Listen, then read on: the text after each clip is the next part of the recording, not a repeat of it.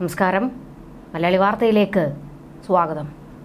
നമുക്കറിയാം, തൃശൂർ എടുക്കാൻ കൊല്ലങ്ങളായി ശ്രമിച്ചു. ഇത്തവണയാണ് സുരേഷ് ഗോപിക്ക് തൃശൂർ എടുക്കാനായത്. ക്രൈസ്തവ വോട്ടുകൾ സുരേഷ് ഗോപി പെട്ടിയിലാക്കി എന്നാണ് റിപ്പോർട്ട്. മുൻപ് റബ്ബർ വില കൂട്ടിത്തന്നാൽ ഒരു MP തരാമെന്ന് പാംപ്ലാനി പറഞ്ഞത് അന്നേ കേന്ദ്ര BJP നേതൃത്വം കുറിച്ചിട്ടതാണ്. MP അല്ല, 2 മന്ത്രിമാരെ കൊടുത്തു. അതിലൊന്ന് ക്രൈസ്തവ വിഭാഗത്തിലെ ജോർജ് കുര്യൻ. ഇത് ക്രൈസ്തവ വിഭാഗങ്ങൾക്കിടയിൽ BJPയോട് ഒരു അടുപ്പമുണ്ടാക്കാൻ വേണ്ടി ചെയ്തതാണ്. അതെ, BJP കേരളത്തിൽ കൂട്ടാൻ നോക്കുന്നത് ക്രൈസ്തവ വോട്ടുകളാണ്. ഇടത് വലത് കാലങ്ങളായി ക്രൈസ്തവ വിഭാഗങ്ങളെ അവഗണിക്കുന്നതിൽ മതമേലധ്യക്ഷന്മാർ വലിയ എതിർപ്പിലാണ്. ആ കളം പിടിക്കാനാണ്, ആ ഗ്യാപ്പ് ഫില്ല് ചെയ്യാനാണ് ജോർജ് കുര്യനെ ഇറക്കിയത്. കേരളത്തിലെ ക്രൈസ്തവ വിഭാഗങ്ങളെ ഒപ്പം നിർത്തുക എന്ന ലക്ഷ്യത്തോടെയാണ് ദേശീയ ന്യൂനപക്ഷ കമ്മീഷൻ വൈസ് ചെയർമാനായി പ്രവർത്തിച്ചിരുന്ന ജോർജ് കുര്യനെ മന്ത്രിയാക്കുന്നത്.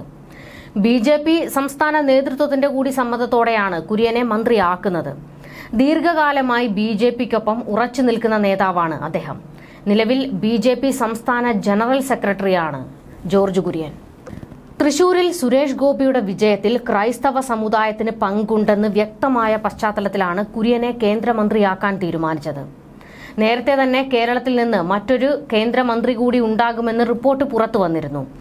എന്നാൽ ഇത് ചർച്ചകൾ മാത്രമാണെന്നും അത്തരത്തിൽ നീക്കങ്ങളൊന്നുമില്ല എന്നും പിന്നീടും ചർച്ചകൾ വഴിതിരിഞ്ഞു വന്നു. വിജയിക്കാനായില്ലെങ്കിലും അനിൽ ആന്റണിക്ക് മണ്ഡലത്തിൽ കാര്യമായ സ്വാധീനം ചെലുത്താൻ കഴിഞ്ഞു എന്നാണ് BJP കേന്ദ്ര നേതൃത്വത്തിന്റെ വിലയിരുത്തൽ.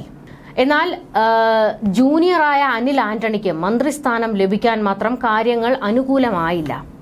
BJPയിലെ ദേശീയ നേതൃത്വവുമായും അടുത്ത ബന്ധം പരിഗണിച്ചാണ് കുര്യന് മന്ത്രിസ്ഥാനം നൽകിയിരിക്കുന്നത്. നിയുക്ത മന്ത്രിമാർക്കായി പ്രധാനമന്ത്രി ഒരുക്കിയ ചായ സൽക്കാരത്തിൽ ജോർജ് കുര്യൻ പങ്കെടുത്തിരുന്നു. അദ്ദേഹത്തിന് സഹമന്ത്രി സ്ഥാനം ലഭിച്ചേക്കുമെന്നാണ് സൂചനകൾ വരുന്നത്. കേരളത്തിൽ മാത്രമല്ല, ദേശീയ തലത്തിൽ തന്നെ ക്രിസ്ത്യൻ വിഭാഗങ്ങളെ BJPയിലേക്ക് എത്തിക്കാൻ നിർണായക പ്രവർത്തനങ്ങൾ നടത്തുന്ന വ്യക്തിയാണ് ജോർജ് കുര്യൻ. BJP സംസ്ഥാന നേതൃത്വത്തിന്റെ വിശ്വസ്തൻ കൂടിയാണ് അദ്ദേഹം. നേരത്തെ BJP സംസ്ഥാന ഉപാധ്യക്ഷൻ പദവി അലങ്കരിച്ചിരുന്നു. പുതുപ്പള്ളിയിൽ ഉമ്മൻചാണ്ടിക്കെതിരെ BJP സ്ഥാനാർത്ഥിയായിരുന്നു. യുവമോർച്ച മുതൽ BJPയിൽ പ്രവർത്തിച്ചു വരികയായിരുന്ന അദ്ദേഹം ചാനൽ ചർച്ചകളിലൂടെയും മലയാളികൾക്ക് സുപരിചിതനാണ്. അതേസമയം സുരേഷ് ഗോപി കേന്ദ്രമന്ത്രി ആയേക്കുമെന്ന കാര്യത്തിൽ ഉറപ്പായിരുന്നു. അദ്ദേഹത്തിന് ഏത് വകുപ്പാകും എന്ന കാര്യത്തിലാണ് ഇനിയിപ്പോൾ അനിശ്ചിതത്വം ഉള്ളത്. കുടുംബസമേതമാണ് സുരേഷ് ഗോപി ഡൽഹിയിൽ എത്തിയത്.